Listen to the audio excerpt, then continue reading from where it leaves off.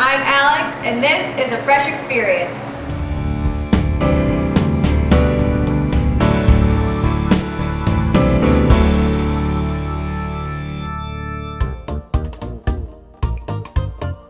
Spring break is right around the corner, which leaves all of us with the same question. What do we do with all this extra food?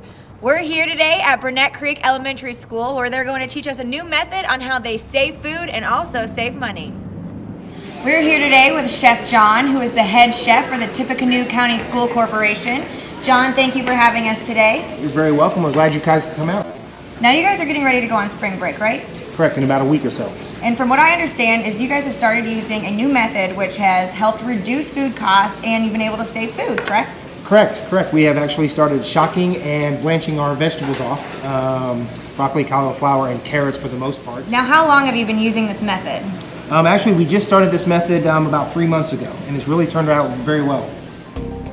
So we started with our broccoli, cauliflower, and carrots cut up in a small little bunch, and we threw it in the steamer for about 2 minutes. Most of your vegetables will cook between 2 to 3 minutes, and all you really want to do is you just want to get a quick little cook into them to stop the enzymes from cooking and from degrading down as they sit. So after you put it in the steamer for about 2 to 3 minutes, you're going to pull it out and you're going to throw it into an ice bath really quick, which is just ice water and ice. You're going to leave it in there until it cools down, usually roughly 2 to 5 minutes depending on the size of your vegetables. After your vegetables are all cooled down, you want to pull them out, drain them, dry them off very nicely, put them in a Ziploc freezer bag or a airtight container. After you're already got them into your containers, then you want to throw them in the freezer. You can leave them in your freezer for anywhere from 6 to 8 months. We typically like to use them up in 3 months. Well, watching this process, it seems like it kind of takes a long time. Actually, no, it doesn't. It actually really takes under 10 minutes. 2 minutes to steam them, 4 or 5 minutes to shock them in the cold water, Okay. and then probably 3 or 4 minutes to dry them, or just let them air dry, or you can pat them dry if you're in a hurry. You can wrap them up in your Ziploc bag and store them in your freezer then for about 3 months. Wow, so that doesn't take long at all. Not at all.